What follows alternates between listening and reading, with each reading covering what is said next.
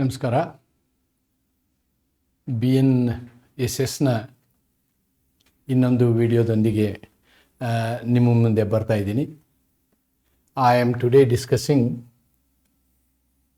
Warrant cases by magistrates. Already warrant cases by magistrate ಅಂತಕ್ಕಂಥ ಒಂದು simple ವಿಡಿಯೋನ ನಾನು ನಿಮ್ಮ ಮುಂದೆ ಮಾಡಿದ್ದೀನಿ. I have already done A video, maybe video number 2 or video number 3, right? I have done a video. ಅಲ್ಲಿ ನಾನು ನಿಮಗೆ ಸೆಕ್ಷನ್ಗಳ ಬಗ್ಗೆ ಮಹತ್ವ ಕೊಟ್ಟಿರಲಿಲ್ಲ. ಯಾವ ಸೆಕ್ಷನ್ನಲ್ಲಿ ಏನು ನಡೀತಿದೆ ಅಂತಕ್ಕಂಥದ್ದು ಮಹತ್ವ ಕೊಟ್ಟಿರಲಿಲ್ಲ. ನನ್ನ ಉದ್ದೇಶ ಏನಿತ್ತು ಆ ವಿಡಿಯೋಗಳಲ್ಲಿ ಅಂತಂದರೆ, ನೀವು ಕಾನ್ಸೆಪ್ಚುವಲಿ ಇದನ್ನು ಅರ್ಥ ಮಾಡ್ಕೊಳ್ಬೇಕು ಅಂತ. ಈ ಒಂದು ವ್ಯವಸ್ಥೆ ಇದೆಯಲ್ಲ, ಏನು ಅಪರಾಧಿಕ ವಿಚಾರಣೆ ಅಂತಕ್ಕಂಥ ವ್ಯವಸ್ಥೆ, ಇದು ಯಾವ ರೀತಿ ನಡೀತದೆ ಅಂತಕ್ಕಂಥದ್ದನ್ನು ನಾನೇನು ಮಾಡಿದೆ ಅಂತಂದರೆ, warrant cases, summons cases, 2 short videos ಮಾಡಿದ್ದೀನಿ. ಅದು ಪ್ರೀಕರ್ಸರ್ ನಿಮಗೆ ಅಂಡರ್ಸ್ಟ್ಯಾಂಡ್ ಮಾಡ್ಕೊಳ್ಳಿಕ್ಕೆ. ಆದರೆ ಪರೀಕ್ಷೆಯ ದೃಷ್ಟಿಯಲ್ಲಿ ನೀವು ವಾರಂಟ್ ಕೇಸಸನ್ನು ಬರೀಬೇಕಾದ್ರೆ ಈ ವಿಡಿಯೋ ಪ್ರಮುಖ ಆಗ್ತದೆ. ಇದು ಅದೇ ವಿಡಿಯೋದ ರಿಪಿಟೇಷನ್ ಆದರೂ ಕೂಡ ಇಲ್ಲಿ ನಾನೇನು ಮಾಡಿದ್ದೀನಿ ಅಂದರೆ, ಎಲ್ಲ ಕಲಮುಗಳ ತರ್ಜುಮೆಯನ್ನು ಮಾಡಿದ್ದೀನಿ. I have discussed what is happening in each section, ಯಾವ ಕಲಮ್ನಲ್ಲಿ ಏನೇನು ಪ್ರಕ್ರಿಯೆ ನಡೀತದೆ ಅನ್ನೋದನ್ನು ಇಲ್ಲಿ ನಾವು ಒತ್ತು ಕೊಟ್ಟಿದ್ದೀವಿ. ಆದ್ದರಿಂದ this video is very important for the exam point of view if you are going to write a long answer. That video may help you for writing short answer, ಅದನ್ನೂ ಹೇಳ್ಬೋದು ನೀವು. So with this introduction I will start, especially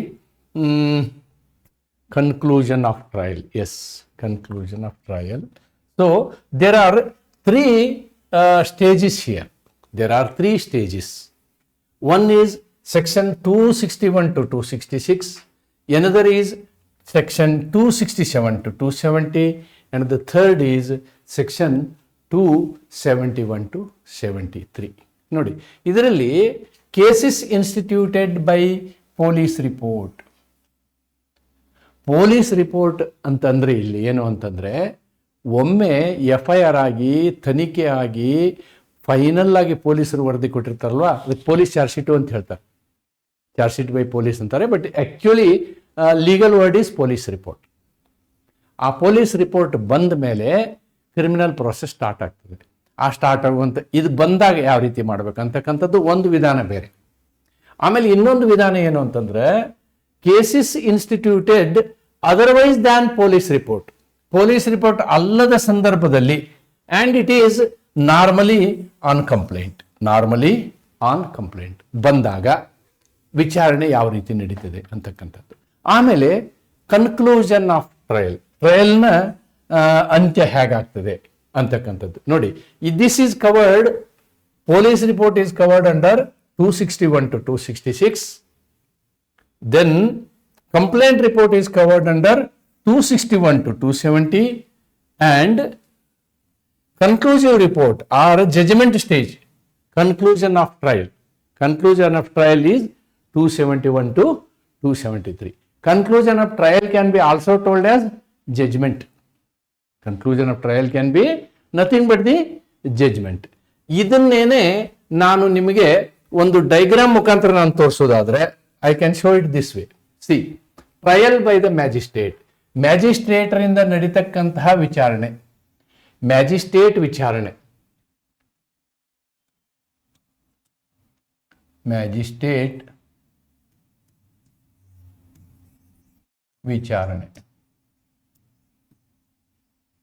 ಯಾವ ರೀತಿ ನಡೀತದೆ ಅಂತಂದ್ರೆ, ಅದು police ರಿಪೋರ್ಟ್ಗೆ ಒಂದು ದಾರಿ ಇದೆ, ಕಂಪ್ಲೇಂಟ್ ರಿಪೋರ್ಟ್ಗೆ ಇನ್ನೊಂದು ದಾರಿ ಇದೆ. ಕಂಪ್ಲೇಂಟ್ ರಿಪೋರ್ಟ್ಗೆ ಇನ್ನೊಂದು ದಾರಿ ಇದೆ. ಪೊಲೀಸ್ ರಿಪೋರ್ಟ್ ಇದ್ರೆ it does the trial on these sections.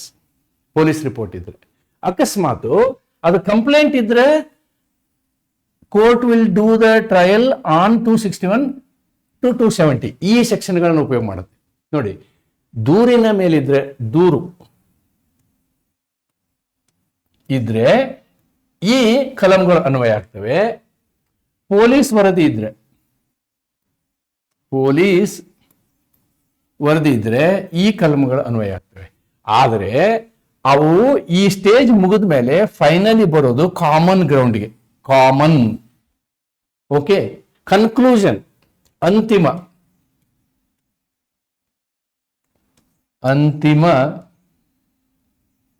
ವಿಚಾರಣೆ. ಅಂತಿಮ ವಿಚಾರಣೆ ಕೊನೆಗೆ ತೀರ್ಪಾಗತ್ತೆ. ಏನಾಗತ್ತೆ? ಇದು ತೀರ್ಪಾಗತ್ತೆ. ಆ ತೀರ್ಪು ಎಲ್ಲಿ ಆಗುತ್ತೆ? ಅದಕ್ಕೆ ಸಂಬಂಧಪಟ್ಟಂತಹ ಸೆಕ್ಷನ್ಗಳು ಎರಡಕ್ಕೂ ಕಾಮನ್, ಬೇರೆ ಬೇರೆ ಇಲ್ಲ. ತೀರ್ಪು ಕೊಡುವಂತಹ ಪ್ರೋಸೆಸ್ ಎರಡಕ್ಕೂ ಕಾಮನ್ ಇದೆ. Therefore it flows like this, it flows like this. So you must remember that it comes like this. It originate, it ends. Here, this is common area. Here, this is common person, common magistrate. Here, judgment or trial, conclusion is common. But madhyada procedure idiyala, these procedures are different. This is police and that one is complaint. ಈ ಒಂದು ಚಿತ್ರ ನಿಮ್ಮ ತಲೆಯಲ್ಲಿ ಇರಬೇಕು. ಆವಾಗ it will be more clear. ಇಲ್ಲ ಅಂದ್ರೆ ಏನಾಗುತ್ತೆ, ನಿಮಗೆ ಬರೀ ಸೆಕ್ಷನ್ ಓದ್ಕೊಂಡು ಹೋದ್ರೆ ಅಯ್ಯೋ ರಿಪೀಟ್ ಆಗ್ತಾ ಇದೆಯಲ್ಲ ಅನ್ಸುತ್ತೆ. ಅಯ್ಯೋ ರಿಪೀಟ್ ಆಗ್ತಾ ಇದೆಯಲ್ಲ ಅಂತ. ಹಾಗಾಗಬಾರ್ದು. Therefore this figure is very very helpful for you. This figure is very very helpful for you. ಅದನ್ನ ನೆನ್ಪಿಟ್ಕೊಳ್ಬೇಕು ನೀವು. Then I will go section wise. 261 section ಏನು ಹೇಳುತ್ತೆ ಅಂತ ಹೇಳಿ ನಾವು ನೋಡೋದಾದ್ರೆ, 261 ಇಲ್ಲಿ ಕೋರ್ಟ್ಗೆ ಒಂದು ಜವಾಬ್ದಾರಿಯನ್ನು ಕೊಡ್ತದೆ. Section 261 gives the responsibility to the court whether 230 conditions are followed or not. Whether 230 conditions are followed or not. Compliance with section 230.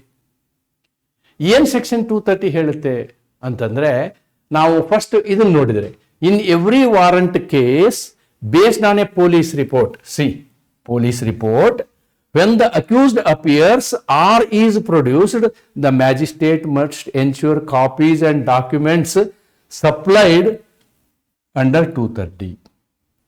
ನೋಡಿ, when in warrant case what happens? Person ಅವನೇ ಬರ್ಬೋದು ಅಥವಾ ಪೊಲೀಸರವನ್ನ ಹಿಡ್ಕೊಂಡು ಬರ್ಬೋದು. ಪೊಲೀಸರವನ್ನ ಎಳ್ಕೊಂಡು ತಗೊಂಡು ಬರ್ತಾರೆ, ಅರೆಸ್ಟ್ ಮಾಡ್ಕೊಂಡು ಕರ್ಕೊಂಡ್ ಬರ್ತಾರೆ, ದಸ್ತಗಿರಿ ಮಾಡ್ಕೊಂಡು ಕರ್ಕೊಂಡ್ ಬರ್ತಾರೆ. ಬಂದಂತಹ ಸಂದರ್ಭದಲ್ಲಿ ಪೊಲೀಸ್ ಕೇಸಿನ ಪ್ರಕರಣದಲ್ಲಿ ಮ್ಯಾಜಿಸ್ಟ್ರೇಟ್ ಆದವರು ಪ್ರಪ್ರಥಮವಾಗಿ ಏನು ನೋಡಬೇಕು ಅಂತಂದ್ರೆ 230 ಫಾಲೋ ಆಗಿದೆಯೋ ಇಲ್ಲೋ ಅಂತ ನೋಡಬೇಕು. 230 ಫಾಲೋ ಆಗೋದಂತ ಅಂದ್ರೆ ಏನು ಅಂತಂದ್ರೆ, ಅವನಿಗೆ ಪೊಲೀಸ್ ವರದಿಯ ರಿಪೋರ್ಟು, ಎವಿಡೆನ್ಸ್ಗಳ ರಿಪೋರ್ಟು, ಸಾಕ್ಷಿಗಳ ವಿವರಗಳು, ಇವೆಲ್ಲ ಮಾಹಿತಿಯನ್ನ ಅವ್ರಿಗೆ ಕೊಟ್ಟಿರಬೇಕು. ಯಾರಿಗೆ? ಆಪಾದಿತನಿಗೆ. The accused must have been supplied with copies and documents as mentioned in 230. As mentioned in 230 ನಾನು ಹಿಂದೆ ಡಿಸ್ಕಸ್ ಮಾಡಿದ್ದೀನಿ. ಪೊಲೀಸ್ ವರದಿಯ ಆಧಾರದ ಮೇಲೆ ದಾಖಲಾದ ಪ್ರತಿಯೊಂದು ವಾರಂಟ್ ಪ್ರಕರಣದಲ್ಲಿ ಆರೋಪಿಯನ್ನು ನ್ಯಾಯಾಲಯದ ಮುಂದೆ ಹಾಜರಾದಾಗ ಹಾಜರುಪಡಿಸಲಿಕ್ಕಾಗ 230 ಪ್ರಕಾರ ಅಗತ್ಯವಿರುವ ಎಲ್ಲ ದಾಖಲೆಗಳ ಪ್ರತಿಗಳನ್ನು ಆರೋಪಿಗೆ ಸರಿಯಾಗಿ ಒದಗಿಸಲಾಗಿದೆ ಎಂಬುದನ್ನು ಮ್ಯಾಜಿಸ್ಟ್ರೇಟರು ಖಚಿತಪಡಿಸಿಕೊಳ್ಳಬೇಕು. ಮ್ಯಾಜಿಸ್ಟ್ರೇಟರು ಅಂದ್ರೆ ಪ್ರಾಸಿಕ್ಯೂಟರ್ ಇರ್ತಾರಲ್ವಾ, here he may be APP, assistant public prosecutor. ಇವೆಲ್ಲ ಕಾಪಿಗಳನ್ನು ಅವ್ರಿಗೆ ಕೊಟ್ಟಿದ್ದಾರೆಯೇ? ಯಾವುದು? ಪೊಲೀಸ್ ವರದಿಯನ್ನು, ವಿಟ್ನೆಸ್ ಡೀಟೇಲ್ಸನ್ನು, ಡಾಕ್ಯುಮೆಂಟ್ಗಳನ್ನು, ಎವಿಡೆನ್ಸ್ಗಳನ್ನು ಎಲ್ಲ ಅವ್ರಿಗೆ ಕೊಟ್ಟಿದ್ದಾರೆ ಅಂತಕ್ಕಂಥದ್ದನ್ನು ಫಸ್ಟ್ ಚೆಕ್ ಮಾಡ್ಕೋಬೇಕು. This is the first step of a magistrate. First step of a magistrate in all police cases, whether it is going to magistrate or it is going to sessions court.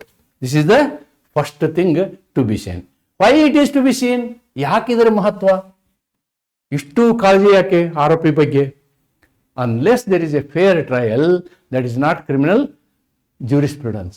Fair trial foundation ನೋಡಿ, ಇದೊಂದು ನ್ಯಾಯಯೋಚಿತವಾದಂತಹ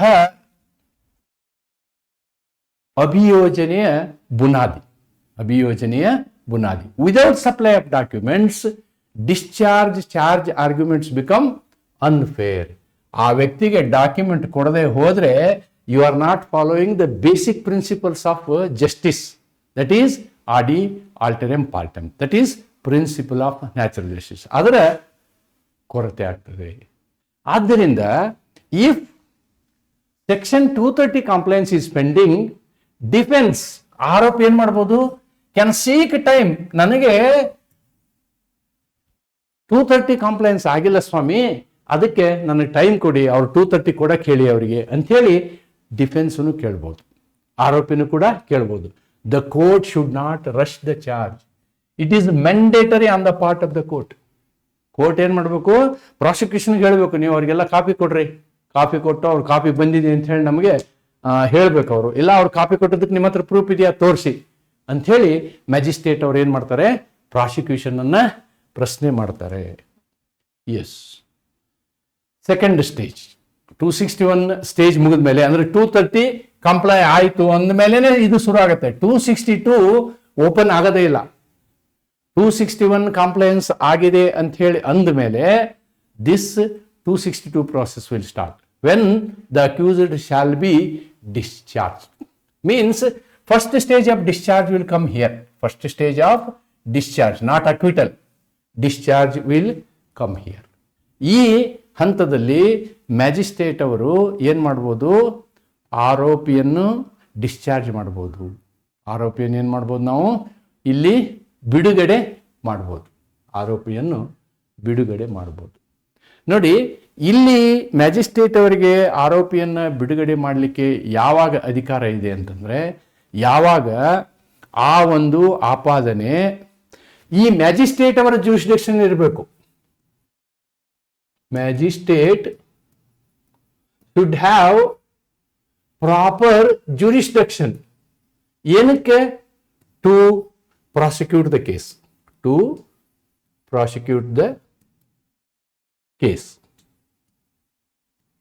ಈಗ ಇಲ್ಲಿರ್ತಕ್ಕಂತಹ ಆರೋಪ rape case ಆಗಿತ್ತು ಅಂತ ಇಟ್ಕೊಳ್ಳಿ, ಇವರಿಗೆ ಅಧಿಕಾರನೇ ಇಲ್ಲ, ಮ್ಯಾಜಿಸ್ಟ್ರೇಟ್ಗೆ ಅಧಿಕಾರನೇ ಇಲ್ಲ. There is no power to the magistrate at all. ಅವಾಗ ಏನ್ ಮಾಡ್ಬೇಕು ಅವರು, the case is to be committed to the sessions court. ಯಾವ ಪ್ರಕರಣವನ್ನ ಸೆಷನ್ಸ್ ಕೋರ್ಟ್ಗೆ ಕಮಿಟ್ ಮಾಡುವಂತಹದ್ದಿರ್ತದೋ ಅದರಲ್ಲಿ 262 ಆಪರೇಟ್ ಆಗೋದೇ ಇಲ್ಲ. 262 ಆಪರೇಟ್ ಆಗೋದಿಲ್ಲ. ಇಮ್ಮಿಡಿಯೇಟ್ಲಿ ದಟ್ ವಿಲ್, ಅದನ್ನು ಹಿಂದಿನ ವಿಡಿಯೋದಲ್ಲಿ ಮಾಡಿದ್ದೇನೆ, it will be committed to sessions court. ಇವರ ಅಧಿಕಾರದಲ್ಲಿ ಬರ್ತದೆ ಅಂದಾಗ ಮಾತ್ರ these things will start. 262 will start operating. Section 262 ಪ್ರಕಾರ ಮ್ಯಾಜಿಸ್ಟ್ರೇಟ್ ಅವರಿಗೆ ಅವರ ಜ್ಯೂರಿಸ್ಡಿಕ್ಷನ್ ಇರತಕ್ಕಂತಹ ಪ್ರಕರಣ ಇದು ಅಂತ ಅಂದಾಗ ಏನ್ ಬರುತ್ತೆ ನೋಡಿ, 230 complaints and before framing charge. ನೀವು ಚಾರ್ಜ್ ಫ್ರೇಮ್ ಮಾಡುವ ಮೊದಲು, ಆರೋಪ ಪಟ್ಟಿ ತಯಾರು ಮಾಡುವ ಮೊದಲು ನೀವೇನ್ ಮಾಡ್ಬೋದು, ಡಿಸ್ಚಾರ್ಜ್ ಮಾಡ್ಬೋದು, ಆ ವ್ಯಕ್ತಿಯನ್ನ ಡಿಸ್ಚಾರ್ಜ್ ಮಾಡ್ಬೋದು. ಇಂಪಾರ್ಟೆಂಟ್ ಫೀಚರ್ಸ್ ಏನು, ಡಿಸ್ಚಾರ್ಜ್ ಅಪ್ಲಿಕೇಶನ್ ಟೈಮ್ ಲೈನ್ ನೋಡಿ. ಅಲ್ಲಿ ಅವನಿಗೆ 60 ದಿವಸದ ಟೈಮ್ ಇರ್ತದೆ. ಅಕ್ಯೂಸ್ಡ್ಗೆ 60 ದಿವಸ ಟೈಮ್ ಕೊಡ್ತಾರೆ ಅವರು, ನೀನು ಡಿಸ್ಚಾರ್ಜ್ಗೋಸ್ಕರ ಅರ್ಜಿ ಹಾಕೊಳ್ಬಹುದು ಅಂತ ನೋಡಿ. Accused May apply for discharge within 60 days from the supply of the copies under 230. Under 230 ಅವನಿಗೆ ಕಾಪಿ ಸಿಕ್ಕಿದೆ ಅಂತಂದ್ರೆ ಸಿಕ್ಕ ದಿನದಿಂದ 60 ದಿನದ ಒಳಗಡೆ ಅವನು ಡಿಸ್ಚಾರ್ಜ್ಗೆ, ಬಿಡುಗಡೆಗಾಗಿ ಅರ್ಜಿ ಹಾಕೋಬಹುದು. ಯಾರು? ಆರೋಪಿ ಬಿಡುಗಡೆಗಾಗಿ ಅರ್ಜಿ ಹಾಕೊಳ್ಬಹುದು. So what magistrate will do? First stage, see the first stage in discharge is this. It is having a, the accused is having a right. ಆರೋಪಿಗೆ ಒಂದು ಹಕ್ಕಿದೆ. ಅವನಿಗೆ 230 ಪ್ರಕಾರ ಡಾಕ್ಯುಮೆಂಟ್ ಸಿಕ್ಕ ತಕ್ಷಣ 60 ದಿನದ ಒಳಗಡೆ ಅವನು ಕೋರ್ಟ್ಗೆ ಒಂದು ಅರ್ಜಿ ಸಲ್ಲಿಸಬಹುದು. ಸ್ವಾಮಿ, ಈ ಆರೋಪಗಳಲ್ಲಿ ಏನೂ ಹುರುಳಿಲ್ಲ, ದಯವಿಟ್ಟು ನನ್ನನ್ನು ಬಿಡುಗಡೆ ಮಾಡಿ ಅಂಥೇಳಿ ಅವನು ಅರ್ಜಿ ಹಾಕೊಳ್ಳಬಹುದು. ಎರಡನೇದು, the stage is magistrate. Now the magistrate will consider all the documents. Magistrate will consider all the documents. ಎಲ್ಲ ದಾಖಲೆಗಳನ್ನು ನೋಡ್ತಾನೆ. ದಾಖಲೆಗಳು ಏನೇನು? Police report, documents send under 193, FIR copy, may examine accused. ಈ ಅಕ್ಯೂಸ್ಡ್ ವಿಚಾರಣೆ ಮಾಡಬಹುದು ಅಥವಾ ಅಕ್ಯೂಸ್ಡ್ ಕೊಟ್ಟಂತ ಅರ್ಜಿಯನ್ನು ಪರಿಗಣಿಸಬಹುದು. ಆ ಅಕ್ಯೂಸ್ಡ್ ವಿಚಾರಣೆಯನ್ನು 2 ರೀತಿಯೂ ಮಾಡಬಹುದು, ಪರ್ಸನ್ ಆಗಿ ಮಾಡಬಹುದು, ಆಡಿಯೋ ವಿಡಿಯೋ ಮಾಡಬಹುದು, ಅಂಡ್ ಹಿಯರ್ ಬೋತ್ ಸೈಡ್ಸ್. ಮತ್ತು ಪ್ರಾಸಿಕ್ಯೂಷನ್ ಅವರು ಏನ್ ಹೇಳ್ತಾರೆ ಕೇಳಬಹುದು. ಇವೆಲ್ಲವನ್ನು ಕೇಳಿಸ್ಕೊಂಡಾದ್ಮೇಲೆ he can take a step for discharge or framing charge. Now ಇದೆಲ್ಲವನ್ನು ಕೇಳ್ಕೊಂಡ ಮೇಲೆ magistrate has got two routes. One is discharge, another is frame charge. One is discharge, another is frame charge. When he discharges, if charge is groundless, ಇಲ್ಲಿ ಮಾಡಿದಂತ ಆರೋಪಗಳಿಗೆ ಏನು ಹುರುಳಿಲ್ಲ ಅಂದಾಗ magistrate shall discharge with recorded reasons, ಸರಿಯಾದ ಕಾರಣಗಳನ್ನು ಕೊಟ್ಟು, ಸರಿಯಾದ ಸೂಕ್ತ ಕಾರಣದಿಂದ, ಸೂಕ್ತ ಕಾರಣ ಸಮೇತ ಏನ್ ಮಾಡ್ಬೋದು, ಆರೋಪಿಯನ್ನು ಡಿಸ್ಚಾರ್ಜ್ ಮಾಡ್ಬೋದು. ಅಲ್ಲಿ ಅವ್ರು ಕೊಟ್ಟಂತಹ ಚಾರ್ಜಸ್ಗೆ ದಾಖಲೆಗಳು ಅವು ಯಾವುದು ಸರಿಯಾದ ದಾಖಲೆ ಇಲ್ಲ, ಅದನ್ನ ಆರೋಪ ಇವ ಮಾಡಿದಾನೆ ಅಂತ ಹೇಳಿ ನಂಬಲಿಕ್ಕೆ ಸಾಧ್ಯ ಇಲ್ಲ ಅನ್ನುವಂತಹ ಸ್ಥಿತಿಗತಿ ಇದ್ದಾಗ ಅವಾಗ ಏನ್ ಮಾಡ್ಬೋದು, magistrate shall discharge. This is the third stage. See why magistrate is doing this? Why magistrate is doing this? Discharge is not a mini trial. He has not done any trial. ಎಲ್ಲ ಪಾರ್ಟಿಗಳನ್ನ ಕೇಳ್ಕೊಂಡಿದ್ದಾರೆ ಅಷ್ಟೇ ಅವರು. Cheques whether the material, ಆ court ಮುಂದಿದ್ದಂತಹ ಏನು ವಿಷಯಗಳಿದಾವೆ ಕಾನೂನಾತ್ಮಕವಾಗಿ ಅವನನ್ನು ಆರೋಪಿಯನ್ನಾಗಿ ಅಥವಾ ಅವನು ಆರೋಪವನ್ನು ಮಾಡಿದಾನೆ ಎನ್ನುವುದು ಮೇಲ್ನೋಟಕ್ಕೆ ಕಂಡು ಬರುತ್ತದೆಯಾ ಅಂತಕ್ಕಂಥ ವಿಷಯವನ್ನ ಇಲ್ಲಿ ಏನ್ ಮಾಡ್ತಾರೆ, ಆ ಮ್ಯಾಜಿಸ್ಟ್ರೇಟ್ ಅವರು ಮ್ಯಾಜಿಸ್ಟ್ರೇಟ್ ಅವರಿಗೆ ಈ ಅಧಿಕಾರವನ್ನ ಯಾಕೆ ಕೊಟ್ಟಿದ್ದಾರೆ, ವೈ ಇಟ್ ಈಸ್ ಗಿವನ್ ಅಂತಕ್ಕಂಥ ಪ್ರಶ್ನೆನೂ ನಾವು ನಮ್ಮನ್ನು ಕೇಳ್ಕೊಂಡಾಗ ಏನ್ ನಾವು ನೋಡ್ತೀವಿ ಅಂತಂದ್ರೆ, ಕ್ರಿಮಿನಲ್ ಜ್ಯೂರಿಸ್ಪ್ರುಡೆನ್ಸು ನಮ್ಮ ಕಾನೂನನ್ನು ಯಾವ ರೀತಿ ಮಾಡಿದ್ದಾರೆ ಅಂತಂದ್ರೆ, ಅನೇಕ ಸಂದರ್ಭದಲ್ಲಿ ಎಕ್ಸಿಕ್ಯೂಟಿವ್ ಪ್ರೆಷರಿಂದ ಚಾರ್ಜ್ ಶೀಟ್ಗಳಾಗಿರ್ತವೆ, ಅವ್ರಿಗೆ ಪ್ರೂಫ್ ಹುಡ್ಕಕ್ಕಾಗಿರೋದಿಲ್ಲ, ಏನೋ ಒಂದು ಪ್ರೂಫ್ ತಂದು ಕೋರ್ಟ್ ಮುಂದೆ ನಿಲ್ಲಿಸ್ತಾರೆ. ಡಾಕ್ಯುಮೆಂಟ್ಸ್ನ ಯಾವುದೋ ಒಂದು ಡಾಕ್ಯುಮೆಂಟ್ ತಂದು ನಿಲ್ಲಿಸ್ತಾರೆ. ಡಾಕ್ಯುಮೆಂಟು ರಿಲಿವೆಂಟ್ ಇರ್ತಾವೋ ಇರ್ರಿಲಿವೆಂಟ್ ಇರ್ತಾವೋ, ಒಟ್ರಾಸಿ ಚಾರ್ಜ್ ಶೀಟ್ ಫೈಲ್ ಆಗುತ್ತೆ. ಅಂಥ ಸಂದರ್ಭದಲ್ಲಿ ವಿಕ್ಟಿಮ್ ಅನ್ನೆಸರ್ಲಿ ಆಗಬಾರ್ದು, ಅಕ್ಯೂಸ್ಡ್ಗೆ ತೊಂದರೆ ಆಗಬಾರ್ದು. ಆ ದೃಷ್ಟಿಯಿಂದ ಈ ಒಂದು ಪ್ರಾವಧಾನ ಏನು, that is our section 262 helps in such situation. Discharge is not a trial. The court checks whether materials are legally sustainable. Raises a legally sustainable case. Okay. ಇಲ್ಲಿ ನಾವು ಪ್ರೂಫ್ ಬಿಯಾಂಡ್ ಡೌಟ್ ನೋಡಲ್ಲ. ಇದನ್ನ ಯಾವಾಗ ನೋಡ್ತೀವಿ ನಾವು? At the time of judgment. But not now. ನೋಡಿ, ಇದು discharge ಅಂತ 262. ದೆನ್ ಇದಕ್ಕೆ ಆಲ್ರೆಡಿ ಸುಮಾರು ಕೇಸ್ಗಳಲ್ಲಿ ಈ ರೀತಿಯಾದಂತಹ ಅಭಿಪ್ರಾಯವನ್ನ ಜುಡಿಷಿಯರಿ ಹೇಳುತ್ತೆ. What is this one? At charge discharge says court cannot conduct a roving enquiry. ನಾನು ಅದೇ ಸಂಜಯ್ ಗಾಂಧಿ ಕೇಸ್ ಹೇಳಿದ್ನಲ್ವಾ, court cannot conduct a roving enquiry, only a limited scrutiny or prima S I.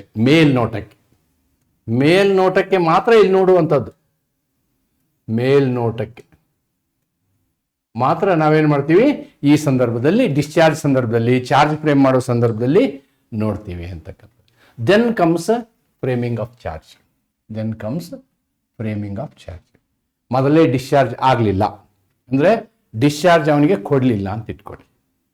Magistrate ಅವರು ನಿರ್ಧಾರ ತಗೋತಾರೆ, ಇದರಲ್ಲಿ ಹುರುಳಿದೆ, ಮೇಲ್ನೋಟಕ್ಕೆ ನಮಗೆ ಕಾಣ್ತದೆ ಈ ಮನುಷ್ಯ ಏನು ತಪ್ಪು ಮಾಡಿದ್ದಾನೆ ಅಥವಾ ಅಪರಾಧ ಮಾಡಿದ್ದಾನೆ ಅಂಥೇಳಿ ನಮಗನಿಸ್ತದೆ ಅಂದಾಗ he will go for charge. When there is ground for presuming commission of an offense triable by the magistrate under this chapter and adequately punishable by him. ನೋಡಿ, ಇವೆರಡು ಕಂಡೀಷನ್ ಫುಲ್ಫಿಲ್ ಆಗಬೇಕು ಮ್ಯಾಜಿಸ್ಟ್ರೇಟ್ಗೇನು. Magistrate must have a power, he must have a power to trial and also power to punish. ಎರಡೂ ಇರಬೇಕು ಅವನಿಗೆ. ಎರಡು ಅಧಿಕಾರ ಇದ್ರೆ ಮ್ಯಾಜಿಸ್ಟ್ರೇಟ್ ಅವ್ರು ಏನ್ ಮಾಡ್ತಾರೆ, he will frame charge sheet and there should be a grounds for presuming that he has committed a offense. ಅವನಿಗೆ ಆಧಾರಗಳು ಸಿಕ್ಕಿದೆ, ಈ ವ್ಯಕ್ತಿ ಅಪರಾಧ ಮಾಡಿದಾನೆ ಅನ್ನೋದಕ್ಕೆ ಆಧಾರಗಳು ಇದಾವೆ, ಮೇಲ್ನೋಟಕ್ಕೆ ಕಾಣ್ತವೆ ಅಂದಾಗ charge is framed under section 263.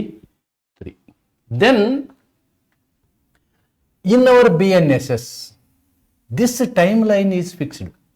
This timeline is fixed. Charge must be framed within 60 days from the first hearing. ನೀವೇನು ಮೊದಲು ಆರೋಪಿಯನ್ನು ಕರೆಸ್ತಿರಲ್ವ, ಸಮನ್ಸ್ ಕೊಟ್ಟು ಕರೆಸಿದ ಏನು ಮೊದಲನೇ ಹಿಯರಿಂಗ್ ಇರ್ತದಲ್ವಾ, ಅದ್ರ 60 ದಿನದೊಳಗೆ ಏನು ಮಾಡಬೇಕು, ಕೋರ್ಟು ಚಾರ್ಜ್ ಫ್ರೇಮ್ ಮಾಡಬೇಕು. Not police report. Police report ಕೊಡೋದು ಬೇರೆ, ಪೊಲೀಸ್ ಕೊಡುವಂಥ ಚಾರ್ಜ್ ಶೀಟ್ ಬೇರೆ. Here charges are framed by the judge. ನೆನ್ಪಿಟ್ಕೊಳ್ಳಿ, framed by judge, by magistrate. ನಾವು ಜಡ್ಜ್ ಅಂದ್ರೆ ತಪ್ಪಾಗುತ್ತೆ. We have to use the word magistrate only. Charges, ಪೊಲೀಸರು ಚಾರ್ಜಸ್ ಫ್ರೇಮ್ ಮಾಡೋದಿಲ್ಲ. They will submit only a police report. Charges are always framed by the judiciary. ನೋಡಿ, charge ಕುರಿತು ಮೊದಲನೇ ವಿಚಾರಣೆ ದಿನಾಂಕದಿಂದ 60 ದಿನದ ಒಳಗಾಗಿ ಚಾರ್ಜ್ ಅನ್ನು ರೂಪಿಸಬೇಕು. ನೋಡಿ, ಸ್ಟ್ಯಾಂಡರ್ಡ್ ಗ್ರೌಂಡ್ ಫಾರ್ ಪ್ರಿಸೂಮಿಂಗ್ ಅಂದ್ರೆ ಅದರ ಅರ್ಥ ಇದು, ಸ್ಟ್ರಾಂಗ್ ಸಸ್ಪಿಷನ್ ಇರಬೇಕು ಅಂತ. ಸ್ಟ್ರಾಂಗ್ ಸಸ್ಪಿಷನ್ ಇರಬೇಕು. That is the condition they use. Then principles. ನೋಡಿ, ನಾವು ಜುಡಿಷಿಯರಿ ಅಬ್ಸರ್ವೇಷನ್ ನಾವು ನೋಡಿದ್ರೆ it says like this: principles on prima facie strong suspicion at the stage are repeatedly affirmed by the Supreme Court. Supreme court ಏನು ಹೇಳ್ತೆ, charge ಯಾವಾಗ frame ಮಾಡಬೇಕು, ನಿಮ್ಗೆ sufficient ground ಇದೆ ಅಂದ್ರೆ ಚಾರ್ಜ್ ಫ್ರೇಮ್ ಮಾಡಬೇಕು ಅಂತೇಳಿ ಅನೇಕ ಸಲ ಸರ್ವೋಚ್ಚ ನ್ಯಾಯಾಲಯ CRPCಗಳಲ್ಲಿ ಅಥವಾ ಹಳೆ ಪ್ರಕರಣಗಳಲ್ಲಿ ಹೇಳಿದೆ ಅಂತಕ್ಕಂಥದ್ದು. S 264. Now once the charges are framed, again accused will come into picture. Accused will come into picture. ಅವ ಏನು ಮಾಡ್ಬೋದು, ಹೌದು ನೀವು ಮಾಡಿದಂತಹ ಆರೋಪಗಳು ಸತ್ಯವಾಗಿದ್ದೇವೆ ಅಂತ ಒಪ್ಕೋಬಹುದು. ಅದಕ್ಕೆ ನಾವೇನಂತೀವಿ, ಪ್ಲೀ ಆಫ್ ಗಿಲ್ಟಿ ಅಂತ ಹೇಳ್ತೀವಿ. We call it as plea of guilty. ದೋಷದ ಸ್ವೀಕಾರ. ದೋಷದ ಸ್ವೀಕಾರ. ಆರೋಪಿ ನಾನು ತಪ್ಪು ಮಾಡಿದ್ದೀನಿ ಅಂತ ಒಪ್ಕೊಂಡ್ಬಿಡ್ತಾನೆ. Okay, so if accused pleads guilty, magistrate shall record the plea and may convict in discretion. ನೋಡಿ, ಇಲ್ಲೂ ಕೂಡ ಅವರಿಗೆ ವಿವೇಚನಾಧಿಕಾರ ಇದೆ. ಡಿಸ್ಕ್ರಿಷನ್ ಅಂದ್ರೆ ವಿವೇಚನಾಧಿಕಾರ.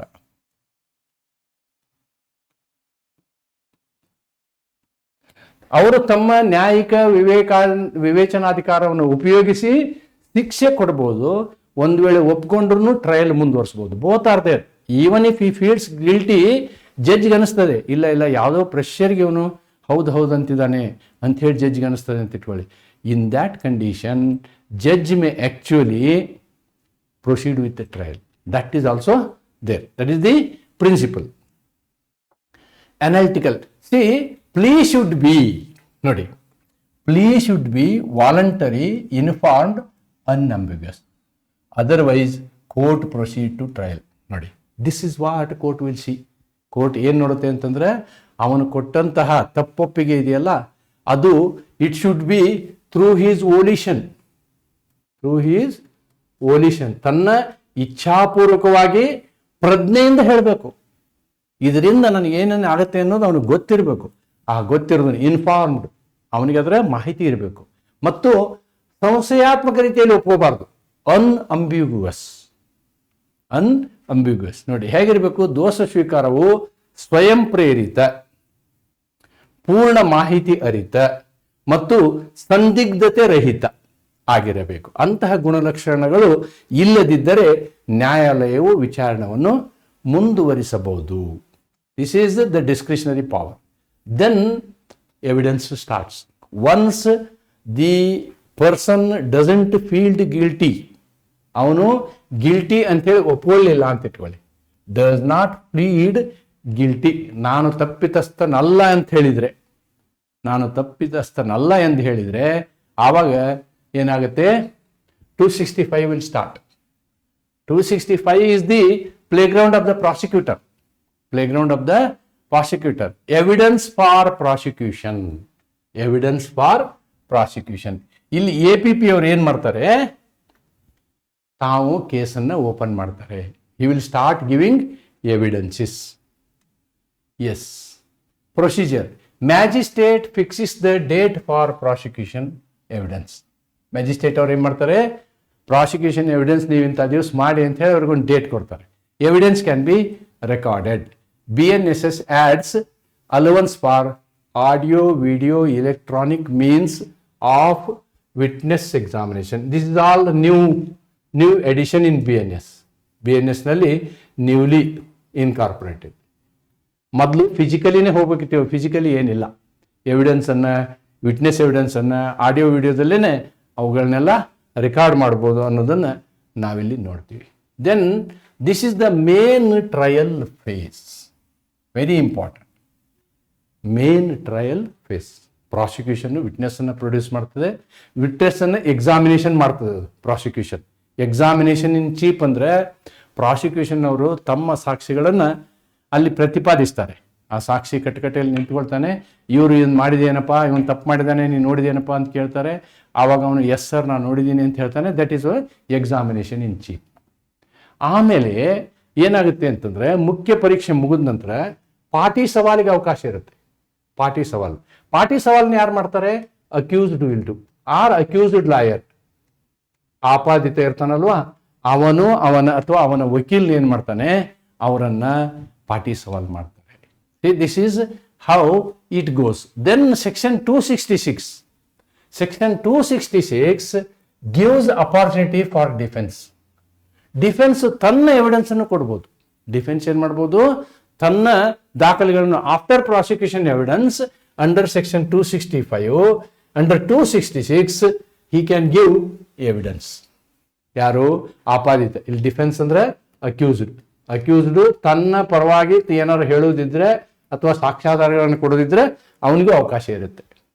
Important points. Accused is called upon two enter defence and produce evidence. Magistrate May issue process for evidence and document. ನೋಡಿ, ಆವಾಗ ನಾನು ದಾಖಲೆ ಕೊಡ್ತೀನಿ, ನನ್ನ ವಿಟ್ನೆಸ್ಗಳು ಇದಾವೆ, ಅವ್ರ ಮಾತು ಕೇಳಿ ಅಂಥೇಳಿ ಏನು ಮಾಡ್ತಾನೆ ಅಕ್ಯೂಸ್ಡ್ ಅಥವಾ ಅಕ್ಯೂಸ್ಡ್ ಲಾಯರು ಮ್ಯಾಜಿಸ್ಟ್ರೇಟ್ ಅವ್ರಿಗೆ ಹೇಳಿದಾಗ ಮ್ಯಾಜಿಸ್ಟ್ರೇಟ್ ಅದಕ್ಕೆ ಪ್ರೋಸೆಸ್ ಇಶ್ಯೂ ಮಾಡ್ತಾರೆ. They may issue summons to the defence witness also and procurement of documents. ಇವುಗಳಿಗೆ ಏನಂತೀವಿ ನಾವು? ಡಿಫೆನ್ಸ್ ವಿಟ್ನೆಸ್ ಅಂತೀವಿ. ಅವರ ವಿಟ್ನೆಸ್ಸನ್ನು ವೆರಿಫಿಕೇಶನ್ ಮಾಡುವಂತಹ ಒಂದು ಅವಕಾಶ ಇಲ್ಲಿ ಅವರಿಗೆ ಸಿಗ್ತದೆ. This is available in 266. Important limitation. What is this limitation? Accused already cross-examined had opportunity to cross-examine a witness. Recalling compelling attendance should be only if necessary for the ends of justice. ಒಂದು ವೇಳೆ witness recall ಮಾಡಬೇಕು ಅಂತಂದರೆ cross examination ಅವಶ್ಯಕತೆ ಇದೆ ಅನ್ನತಕ್ಕಂಥ ಸಂದರ್ಭದಲ್ಲಿ ಅದು ಸರಿಯಾದ ನ್ಯಾಯವನ್ನು ಕೊಡುವ ಇದಕ್ಕೆ ಅವಶ್ಯಕತೆ ಇದೆ ಅಂದಾಗ ಇವುಗಳನ್ನೆಲ್ಲ ಮಾಡಿಸ್ತಾರೆ. All these things will be done. Then cases institute. ನೋಡಿ, so what are all the situations that are happened in case of police report? First, police they will give the report. The moment they give the report, it will be supplied to the accused. Accused will see all that, and within 60 days, he can give his request for discharge. Then oral also he can request the judge for discharge. So discharge is done, case closed. If discharge is not done, then charges will be framed. After framing the charges, again accused will be asked, ನೀವು ಒಪ್ಕೋತೀಯಾ? Charges frame ಆದಮೇಲೆ ನೀವು ಒಪ್ಕೋತೀಯಾ? ನಾನು ಒಪ್ಕೊಳ್ಳೋದಿಲ್ಲ ಅಂತ ಹೇಳ್ತಾನೆ. ಹೇಳಿದ ಮೇಲೆ ಮತ್ತೆ trial continue ಆಗುತ್ತೆ. ಆವಾಗ ಎವಿಡೆನ್ಸ್ ಕೊಡ್ತಾರೆ, ಪ್ರಾಸಿಕ್ಯೂಷನ್ ಸೈಡ್ನ ಎವಿಡೆನ್ಸ್ ಆಗುತ್ತೆ. ಆಮೇಲೆ ಡಿಫೆನ್ಸ್ನವನು ತಾನು ಎವಿಡೆನ್ಸ್ ಕೊಡ್ತಾನೆ. ಇದೆಲ್ಲ ಕೊಟ್ಟು ಆದಮೇಲೆ ಏನು ಅವ್ರದ್ದೊಂದು ಏನು ಪ್ರೊಸೆಸ್ ಇದೆ, all the process is completed. Okay, so now what I have discussed so for is this side of A story. I have discussed this side of a story. So far I have discussed this. Now I am discussing this. Now I am discussing this part. I will go to that part again.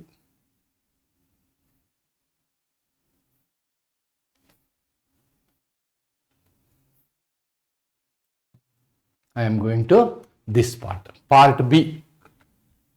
What I am discussing in part B? Here I am discussing about the cases instituted otherwise than police report. ಅಂದರೆ complaint ಇದ್ದಂತಹ ಕೇಸಲ್ಲಿ, complaint case 2 type ಇರ್ಬೋದು, ಅದು summons ಇರ್ಬೋದು ಅಥವಾ warrant ಇರ್ಬೋದು. Summons ಇರ್ಬೋದು. ಈ ವಾರಂಟ್ ಕೇಸಲ್ಲಿ ಈ ಸೆಕ್ಷನ್ಗಳು ಪಿಕ್ಚರ್ಗೆ ಬರ್ತವೆ. All these sections will come in to picture, not in summons. ಇದರಲ್ಲಿ ಬರೋದಿಲ್ಲ. ಏನಿದು? Evidence for prosecution, that is section 267. Section 267 is evidence for prosecution. ಏನಾಗುತ್ತೆ ಇಲ್ಲಿ? In complaint based warrant cases, ಅದನ್ನೇ ಹೇಳಿದ್ ನಾನು ನಿಮ್ಗೆ ಇಷ್ಟ ತನಕ. In complaint based warrant cases, magistrate proceeds to hear prosecution and take evidence as produced. ಇಲ್ಲಿ prosecution ಅಂದ್ರೆ ಪ್ರೈವೇಟ್ ಕಂಪ್ಲೇನೆಂಟ್. ಪ್ರಾಸಿಕ್ಯೂಷನ್ ಅಂದ್ರೆ private complaint. This corresponds to pre charge evidence.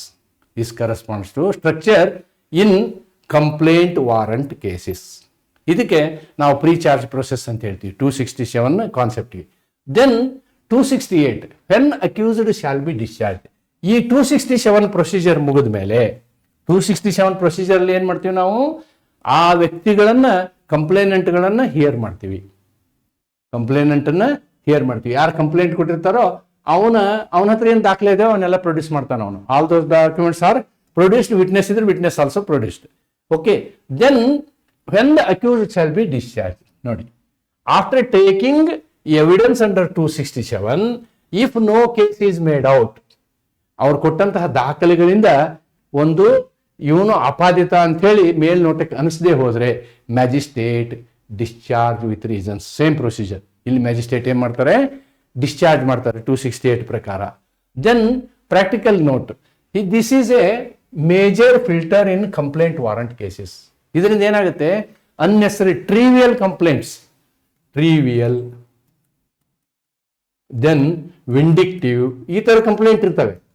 ದ್ವೇಷದ ಕಂಪ್ಲೇಂಟ್ ಅಥವಾ ಕ್ಷುಲ್ಲಕ ಕಂಪ್ಲೇಂಟ್ಗಳು ಇವೆಲ್ಲ ಏನಾಗ್ತವೆ? ಅವಾಯ್ಡ್ ಆಗ್ತವೆ ಈ ಸಂದರ್ಭದಲ್ಲಿ. ನೋಡಿ, prevents unnecessary charge when complaints evidence is insufficient. Complainant ಇದನ್ನಲ್ಲ, ದೂರುದಾರನ ಸಾಕ್ಷಿಗಳು ಸಂಪೂರ್ಣ ಇರದೆ ಹೋದಂತಹ ಪ್ರಸಂಗದಲ್ಲಿ ಏನಾಗುತ್ತೆ? ಚಾರ್ಜ್ ಶೀಟು ಅವರು he will be discharge from the charges. 269 ಒಂದು ವೇಳೆ ಡಿಸ್ಚಾರ್ಜ್ ಆಗಲಿಲ್ಲ ಅಂತಂದ್ರೆ again same thing will continue. Trial will continue. If evidence under 267 is taken and the court thinks that there is a ground, ನೋಡಿ, ಇಲ್ಲ ಇವನು ತಪ್ಪು ಮಾಡಿದಾನೆ ಅನ್ನೋದಕ್ಕೆ ಅವ್ರಿಗೆ ಗ್ರೌಂಡ್ ಇತ್ತು ಅಂತಂದ್ರೆ magistrate frames charge and proceeds. So framing of charge happens in 269. Then, so complaint warrant cases, charge generally followed after pre-charge evidence scrutiny. After pre-charge evidence scrutiny, there is a small change. 270 evidence for defense. ಇಲ್ಲಿ ಅದೇ ತರ, ಇಲ್ಲಿ ಏನಾಗುತ್ತೆ? ಡಿಫೆನ್ಸ್ಗೂ ಅವಕಾಶ ಕೊಡ್ತೀವಿ. After the charge and prosecution evidence, accused is called on to enter defense, adduce evidence, and court's power to issue summons to their witness. ಅದೇ procedure ಇಲ್ಲಿ ನಡೀತೆ. So that is under 270. 270 ಏನ್ ಮಾಡ್ತೀವಿ ನಾವು ಅಂತಂದ್ರೆ, ಆಪಾದಿತನಿಗೆ, ಆರೋಪಿಗೆ ಅವನದು ಅವಕಾಶ ಕೊಡ್ತೀವಿ. ಅವನ ಡಿಫೆನ್ಸ್ ಅನ್ನ, ಅವನ ಪ್ರತಿರಕ್ಷೆಯನ್ನ ಮಾಡ್ಕೊಳ್ಳಿಕ್ಕೆ ಅವನಿಗೆ ಅವಕಾಶ. ಅವನ ಪ್ರತಿರಕ್ಷೆ ಲೆಟರ್ ಕೊಡ್ಬೋದು, ಪ್ರತಿರಕ್ಷೆಗೆ ಸಂಬಂಧಪಟ್ಟಂತೆ ವಾದ ಮಾಡಬಹುದು, ಅಥವಾ ತನ್ನದೇ ಆದಂತಹ ಸಾಕ್ಷ್ಯಗಳನ್ನ ಕೋರ್ಟ್ ಮುಂತಂದು ನಿಲ್ಲಿಸಬಹುದು. Conclusion of tyre. Now again, before I start this part C, I will once again take you back to our page number 2. Page number 2. In page number 2, what we have now completed is this part. What we have now completed is this part of the game. ಇಲ್ಲಿದೆಯಲ್ವಾ, ಈ process complete ಆಯಿತು. ಈ process complete ಆದಮೇಲೆ ಮುಂದಿರ್ತಕ್ಕಂತಹ ಎಲ್ಲ common ಆಗಿ ಇದಕ್ಕೂ ಅದೇ ಬರುತ್ತೆ, ಇದಕ್ಕೂ ಕಂಪ್ಲೇಂಟ್ ಕೇಸ್ಗೂ ಮುಂದೆ common. These are common procedures. 271, 272, 273 is common for both police case as well as complaint case. So now we'll go to that common point.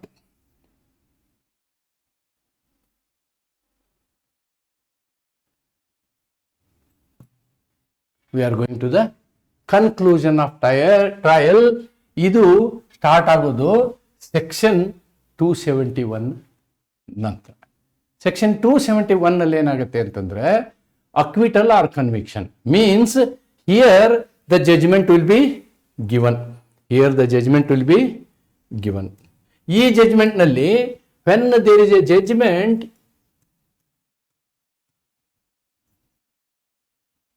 judge has got two possibility. One is conviction, and second one is acquittal. ಹಿಂದೆ ನಾವು ಒಂದು ಶಬ್ದ ನೋಡಿದ್ವಿ, discharge ಅಂತ ಹೇಳಿ. ಇದು initial stage ಅಲ್ಲಿ. This discharge is different than acquittal. ಅಕ್ವಿಟಲ್ಲೇ ಬೇರೆ, ನಿರ್ದೋಷಿ ಆಗೋದೇ ಬೇರೆ, ಅವನ್ನ ಬಿಡುಗಡೆ ಮಾಡುವುದೇ ಬೇರೆ. ಬಿಡುಗಡೆನೇ ಬೇರೆ, ನಿರ್ದೋಷಿ ಬೇರೆ. ಬಿಡುಗಡೆ ಆದ್ರೆ ಅಕಸ್ಮಾತ್ ದಾಖಲೆಗಳು ಸಿಕ್ಕರೆ ಮತ್ತೆ ಪೊಲೀಸರು ಹೊಸದಾಗಿ ಕೇಸ್ ಹಾಕ್ಬೋದು. ಆದ್ರೆ ನಿರ್ದೋಷಿ ಆದ್ಮೇಲೆ ಅದೇ ವಿಷಯದ ಮೇಲೆ ಮತ್ತೊಮ್ಮೆ ಕೇಸ್ ಹಾಕಕ್ ಬರಲ್ಲ. No double jeopardy, right? Therefore acquittal or conviction, ಖುಲಾಸೆ ಅಥವಾ ದೋಷ ನಿರ್ಣಯ. If not guilty, order of acquittal. Charges prove ಆಗಲಿಲ್ಲ ಅಂತಂದ್ರೆ ಅವನನ್ನ ಖುಲಾಸೆಗೊಳಿಸಲಾಗ್ತದೆ, ಖುಲಾಸೆ. If guilty, sentence. ಅವನು ಗಿಲ್ಟಿ ಅಂತ ಆದ್ರೆ ಅವಾಗೇನಾಗುತ್ತೆ, ಶಿಕ್ಷೆ ಕೊಡಬೇಕಾಗ್ತದೆ. ಗಿಲ್ಟಿ ಅಂತಂದ್ರೆ ಶಿಕ್ಷೆ ಕೊಡಬೇಕಾಗ್ತದೆ. After hearing sentence, unless proceeding under 364 or 401 special situations. ಅಂದ್ರೆ ಒಮ್ಮೆ ಎವಿಡೆನ್ಸ್ ಸ್ಟಾರ್ಟ್ ಆದ್ಮೇಲೆ ಕನ್ಕ್ಲೂಷನ್ ಆಗಿ ಸೆಂಟೆನ್ಸ್ ಕೊಡುವಂತಹ ಪ್ರಸಂಗ ಬಂದಾಗ ಹೆಚ್ಚಿನ ಮಟ್ಟದ ಶಿಕ್ಷೆಯನ್ನು ಕೊಡಬೇಕಾದ್ರೆ, if section 364 or 401 is applied, situation for higher sentencing or commitment, ಕೇಸ್ನ ಮತ್ತೆ ಮೇಲೆ ಕಳಿಸ್ಬೇಕು ಅನ್ನುವಂಥ ಸಂದರ್ಭಗಳನ್ನು ಹೊರತುಪಡಿಸಿ ಏನ್ ಮಾಡ್ಬೋದು, ಅವರು ಸೆಂಟೆನ್ಸ್ ಅನ್ನು ವಿಧಿಸಬಹುದು. ಆಮೇಲೆ ಈ ಸೆಂಟೆನ್ಸ್ ಅನ್ನ ವಿಧಿಸಿದ ಮೇಲೆ third stage is look at old offence. ಹಿಂದೇನಾದ್ರೂ ಅವನು ಈ ರೀತಿ ಶಿಕ್ಷೆಗೆ ಒಳಗಾಗಿದಾನ ಅಂತಕ್ಕಂಥದ್ದನ್ನು ನಾವೇನ್ ಮಾಡ್ತೀವಿ, ಗಮನಕ್ಕೆ ತಗೊಂಡು ಅಂತಹ ಸಂದರ್ಭದಲ್ಲಿ ಹೆಚ್ಚಿನ ಶಿಕ್ಷೆಯನ್ನು ಕೊಡುವಂತಹ ಸಾಧ್ಯತೆ ಇರ್ತದೆ. So this protects the accused from prejudice due to previous conviction. ಅಂದ್ರೆ ಯಾವಾಗ ಈ ಪ್ರಕರಣವನ್ನ ವಿಚಾರಣೆ ಮಾಡುವಂತಹ ಸಂದರ್ಭದಲ್ಲಿ, ಇಲ್ಲಿಯವರೆಗೆ ಪ್ರೀವಿಯಸ್ ಕನ್ವಿಕ್ಷನ್ ದ ಯಾವುದೇ ಒಂದು ವಿಷಯವನ್ನ ಇದರಲ್ಲಿ ಮಿಕ್ಸ್ ಮಾಡೋ ಹಾಗಿಲ್ಲ. ಟಿಲ್ ದಿ ಸೆಂಟೆನ್ಸಿಂಗ್ ಪ್ರೋಸೆಸ್, ಈ ಪ್ರೋಸೆಸ್ ನಡೆಯುವಾಗ ಪ್ರೀವಿಯಸ್ ಕನ್ವಿಕ್ಷನ್ ವಿಚಾರನ ತರಬಾರ್ದು. No argument for that. Whatever you are doing either in sessions case or in this magistrate case, previous conviction ವಿಚಾರನ ನಿಮ್ಮ ನ್ಯಾಯಿಕ ಪ್ರಾಸಿಕ್ಯೂಷನ್ ನಲ್ಲಿ ಅದನ್ನು ತರೋ ಹಾಗಿಲ್ಲ. ಒಮ್ಮೆ ಅವನು ಅಕ್ವಿಟೆಡ್ ಅಂತಾಗಿ ಸೆಂಟೆನ್ಸ್ ಸ್ಟೇಜಿಗೆ ಬಂದ ಮೇಲೆ, ಅವನಿಗೆ ಶಿಕ್ಷೆ ಕೊಡುವಂತ ಸ್ಟೇಜಿಗೆ ಬಂದ ಮೇಲೆ, this will get open. Previous conviction, that is 234 sub clause 7 will open up at that time. ಅದಕ್ಕಿಂತ ಮೊದಲು ಅಂತ ತರೋ ಹೋಗಿಲ್ಲ. That's what is written here. This protects the accused from prejudice due to previous conviction. ಮೊದಲೇ ಅಪರಾಧ ಮಾಡ್ಯಾನ ಇವನು ಅನ್ನುವಂಥ ವಿಚಾರ ಇಟ್ಕೊಂಡು ಅವನ್ನ ನಾವು ಪ್ರಾಸಿಕ್ಯೂಷನ್ ಮಾಡಿದ್ರೆ ಅಲ್ಲಿ ಅನ್ಯಾಯ ಆಗ್ತದೆ, ಅವನಿಗೆ ಅನ್ಯಾಯ ಆಗಬಾರ್ದು ಅನ್ನೋ ದೃಷ್ಟಿಯಿಂದ ಅದನ್ನ ಸಪರೇಟ್ ಆಗಿ ಹ್ಯಾಂಡಲ್ ಮಾಡ್ತಾರೆ. Okay, absence of complainant. ಒಂದು ವೇಳೆ ಕಂಪ್ಲೇನೆಂಟು ಈ ಪ್ರೊಸೀಡಿಂಗ್ಸ್ ಅಲ್ಲಿ ಅಬ್ಸೆಂಟ್ ಆದರೆ, if in complaint instituted proceedings, if complainant absent during the hearing date, on the hearing date, magistrate may acquit or discharge the person. ಅಂದ್ರೆ hearing complaint ಎಲ್ಲ ಕೊಡ್ತಾರೆ, ಎಲ್ಲ ಮಾಡ್ತಾರೆ, ನಿಜವಾಗಿ ಹಿಯರಿಂಗ್ ಮಾಡೋ ದಿವಸ ಅವನು ತಪ್ಪಿಸ್ಕೊಂತಾನೆ. ಅಂತ ಟೈಮಲ್ಲಿ ಈ ವ್ಯಕ್ತಿನ ಡಿಸ್ಚಾರ್ಜ್ ಆದ್ರೂ ಮಾಡ್ಬೋದು, ಅಕ್ವಿಟ್ ಆದ್ರೂ ಮಾಡ್ಬೋದು judge. Supreme court has discussed complaint absence powers and the meaning of complainant appearance in CRPC, useful interpretative guidance. So ಇದ್ರ ಬಗ್ಗೆ ಸಾಕಷ್ಟು ಪ್ರಕರಣಗಳು ನಾವು ಹಿಂದೆ ನೋಡ್ಬೋದು in CRPC. Yes, 273 compensation for acquisition without reasonable cost. ನೋಡಿ, 273 ಟಾಕ್ಸ್ ಅಬೌಟ್ ಕಾಂಪೆನ್ಸೇಷನ್. ಒಂದು ನೆನ್ಪಿಟ್ಕೊಳ್ಳಿ, in our CRPC or old IPC, this compensation provision was very weak, very very weak. ಆದರೆ ಇಲ್ಲಿ ನಾವು ಕಾಂಪೆನ್ಸೇಷನ್ಗೂ ಕೂಡ ಪ್ರಾವಧಾನವನ್ನು ಮಾಡಿದ್ದೀವಿ. This purpose of doing this is deters baseless and malicious accusations. ಈ ಪ್ರೈವೇಟ್ ಕಂಪ್ಲೇಂಟ್ ಕೊಡೋರಿರಲ್ಲ, ಭಾಳ ಕೇರ್ಫುಲ್ ಆಗಿ ಕೊಡಬೇಕು. ಇಲ್ಲ ಅಂದರೆ ಪ್ರೈವೇಟ್ ಕಂಪ್ಲೇಂಟ್ ಕೊಟ್ಟವನು ಏನು ಮಾಡಬೇಕಾಗತ್ತೆ, ಅಕ್ಯೂಸ್ಡ್ಗೆ ಹ್ಯೂಜ್ ಕಾಂಪೆನ್ಸೇಷನ್ ಕೊಡಬೇಕಾಗುತ್ತೆ. You will be force to give compensation. ಯಾರಿಗೆ? ಅಕ್ಯೂಸ್ಡ್ ಪರ್ಸನ್ಗೆ ಕಾಂಪೆನ್ಸೇಷನ್ ಕೊಡಬೇಕಾಗುತ್ತೆ. Who has to give? Complainant has to give. Complainant. ದೂರುದಾರ ಏನ್ ಮಾಡ್ಬೇಕಾಗತ್ತೆ, ಸುಮ್ಮನೆ ಕೇಸ್ ಹಾಕಿ ಪ್ರೂವ್ ಆಗಲಿಲ್ಲ, ಅವ ಅಕ್ವಿಟ್ ಆದ ಅಂತಂದ್ರೆ ಕೇಸ್ ಉಲ್ಟಾ ಆಗ್ಬಿಡುತ್ತೆ. ಯಾರ ಮೇಲೆ? ಕಂಪ್ಲೇಂಟ್ ಕೊಟ್ಟವನ ಮೇಲೆ. ಅವನು ಇಲ್ಲೇನಾಗುತ್ತೆ, ಪರಿಹಾರವನ್ನು ಕೊಡಬೇಕಾಗ್ತದೆ. ಪರಿಹಾರವನ್ನು ಕೊಡುವಂತಹ ಒಂದು ಪ್ರಾವಧಾನವನ್ನು ಕೂಡ ನಾವು ಸೆಕ್ಷನ್ 273 ಮಾಡಿದ್ದೀವಿ.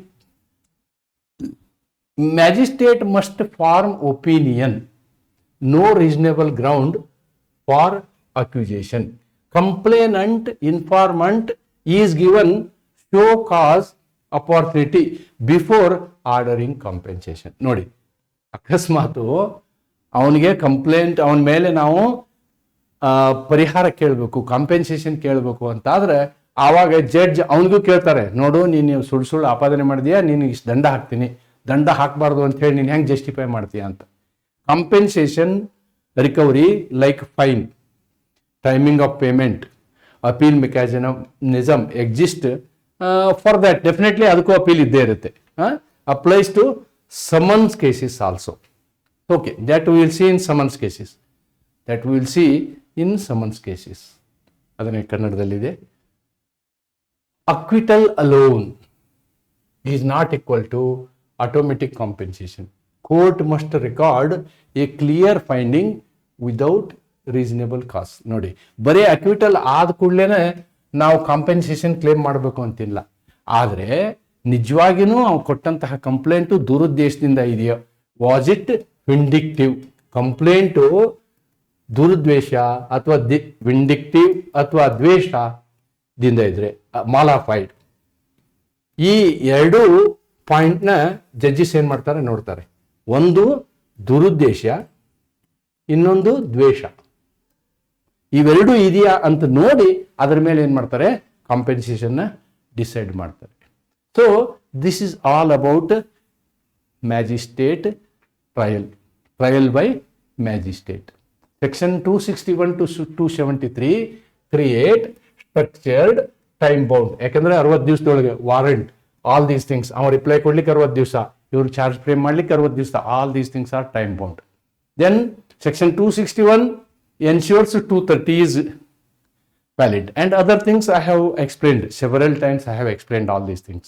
ಇಲ್ಲಿ ಏನಾಗುತ್ತೆ ಅಂತಂದ್ರೆ, this is for police, this is for complaint, and this is common. This is separate, this is separate, this is common, this is common. This is how the trial in before the magistrate is structured. And ಹೇಳ್ತಾ I am going to finish this video. This video I am again reminding that I have done the same video, very short video that gives you the overview. This gives you how actually in the court things move, how actually in the court, in the magistrate court, in the magistrate court. How many types of magistrate courts are there? JMFC, JMSC. Judicial magistrate first class, judicial magistrate second class. Depends, case ಯಾರಿಗೆ ಕೊಡ್ತಾರೆ, case allotment will be there. ಕೆಲವೊಂದ್ಸಲ ಇವ್ರಿಗೆ workload ಜಾಸ್ತಿ ಇದ್ದಾಗ ಇವ್ರ ಕೇಸ್ಗಳನ್ನು ಇವ್ರಿಗೆ ಕೊಡುವಂಥ ಸಾಧ್ಯತೆ ಇರೋದನ್ನು ನಾವು ಕೋರ್ಟ್ ಬುಕ್ಕಲ್ಲಿ ನೋಡ್ತೀವಿ. So it all depends. ಯಾರದೇ ಇರಲಿ, ಈ ಮ್ಯಾಜಿಸ್ಟ್ರೇಟ್ಗಳ ವಿಷಯದಲ್ಲಿ ಮಾತ್ರ ಈ ಟ್ರಯಲ್ ಹೇಗೆ ನಡೀತದೆ ಅಂತಕ್ಕಂಥದ್ದನ್ನು ನಾನು ಈ ವಿಡಿಯೋದಲ್ಲಿ ಮಾಡಿದ್ದೀನಿ. ಇದೇ ತೆರನಾಗಿ ಸಮನ್ಸ್ ಕೇಸಲ್ಲಿನೂ ಸೆಕ್ಷನ್ ವೈಸ್ ಇನ್ನೊಂದು ವಿಡಿಯೋ ಮಾಡ್ತೀನಿ ನಾನು. That is very much important. ನೀವು 16 ಮಾರ್ಕ್ಸ್ಗೆ ಪ್ರಶ್ನೆ ಬರೀಬೇಕು ಅಂತಂದ್ರೆ you have to follow this video. If you want to write 6 marks question, short note, you can see my previous video. ಇಷ್ಟು ಹೇಳ್ತಾ ಇವತ್ತಿನ ಈ ವಿಡಿಯೋನ ಇಲ್ಲಿಗೆ ಕ್ಲೋಸ್ ಮಾಡ್ತೀನಿ. ನಮಸ್ಕಾರ.